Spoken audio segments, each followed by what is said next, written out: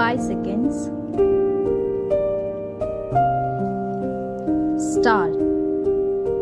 Addressing the seminar on industrial relation, Union Labour Minister said, "Sir, I should at first thank the organizers for giving me the opportunity to address this seminar on a very important subject for the industry of the country as a whole. As on the smooth industrial relations depend the national industrial production, it is absolutely necessary that all those who are concerned with this subject should work for that end with heart and soul. I hope you will agree with me when I say that the trade unions and the employers have a very vital role to play in building up sound, healthy industrial relations.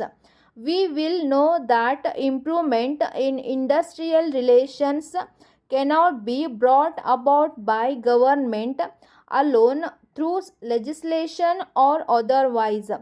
In a free and democratic country, it is chiefly a matter for the management and labor, who are the main parties concerned. They are responsible for the development of mature labor relations. I believe that the government alone cannot bring about good and sound industrial relations, but that they cannot build up by trade unions on the one hand and good personal management on the other. We are happy to note that the government has launched upon a program for the education of workers. Let us hope that this program will be implemented both extensively and intensively.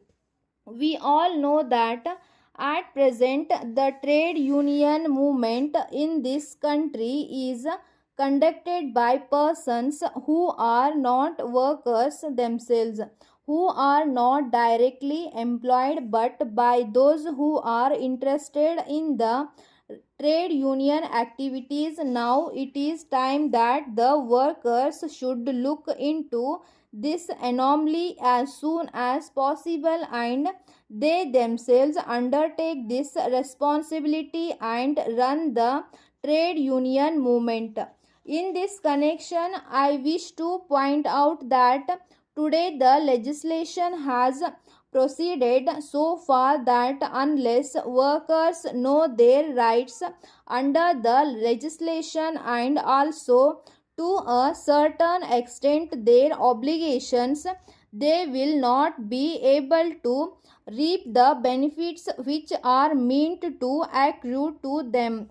It is therefore good that the government has undertaken this program of workers' education, and we are sure that the government will see that the courses run by them are properly taken advantage of by the workers and that they are ultimately benefited by them.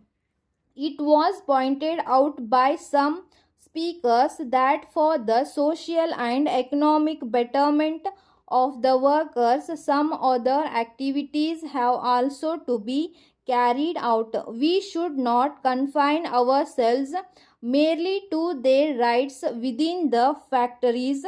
We have to train the workers in welfare activities and also in fields like the cooperative movement. The other day I was reading a very useful and interesting study carried out by our neighbor state government with a view to find out the in-depthness of the industrial workers. They have selected 4 or 5 important industrial centers. In these centers, the wages on the whole are very high, but at the same time, it is a fact that a high percentage of industrial labor is indebted. From this, it is evident that it is not only The wages, dearness, allowance, and working conditions inside the factory that are alone important. The conditions outside the factory have also to be looked into if they have to function as good citizens. This also shows that the government, through welfare agencies, should look into the social and economic side of the whole thing and go to the rescue of the industrial workers. It is in this context I wish to stress that the workers' education programs should be undertaken on very healthy and sound lines, because that it is the right and sure way of bringing about the welfare of the working classes. This now brings me to the social security measures adopted from time to time by the government.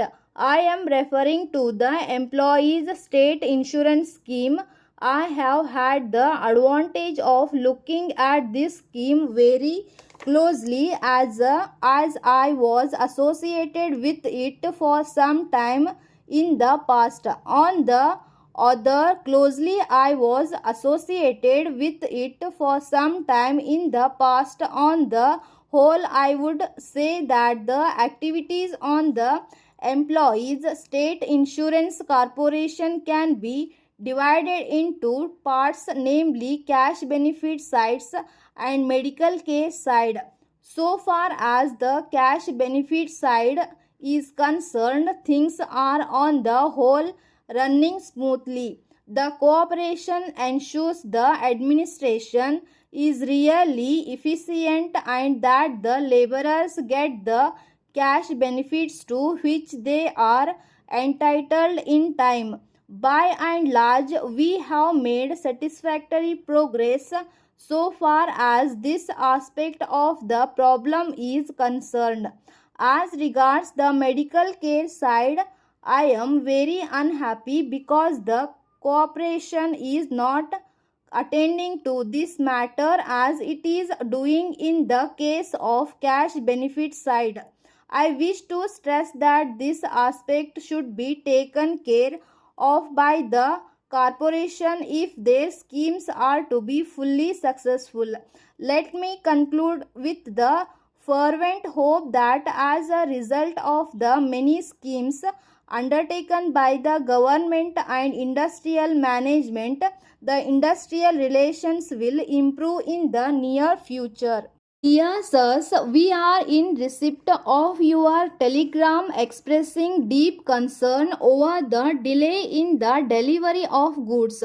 We regret very much to learn about the inconvenience and loss caused to you by the non-delivery of the goods dispatched by us on the 10th ultimo. Your telegram reached us last evening after our office had closed and it did not come to our notice until this morning.